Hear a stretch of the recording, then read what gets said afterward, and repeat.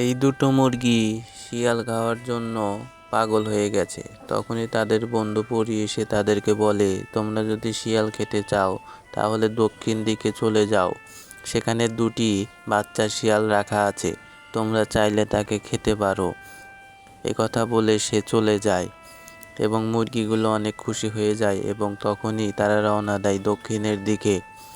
এদিকে শিয়ালের মা শিয়ালের বাচ্চা দুটোকে বলছে, তোমরা সাবধানে থেকো, আমি খাবারের জন্য জঙ্গলের দিকে চলে যাচ্ছি, দেখে শুনে থাকবে, মুরগি কিন্তু তোমাদেরকে খেতে আসবে, তোমরা কিন্তু বাইরে বের হবে না। কথা বলে শিয়ালের মা চলে যায়। বাচ্চা দুটো মুরগির ডিম খেতে থাকে, অনেক বড় ডিম। এদিকে মুরগিরা তখন আকাশ থেকে উড়ে এসে দেখে তাদের ডিম শিয়াল দুটো খাচ্ছে। এটা দেখে মুরগি অনেক রেগে যায় এবং শিয়ালের একটি বাচ্চাকে সে আকাশের দিকে তুলে নিয়ে চলে যায়। এইটা দেখে অন্য শিয়ালের বাচ্চা ভয়ে লুকিয়ে পড়ে। এইভাবে মুরগি তার ইচ্ছা পূরণ করে।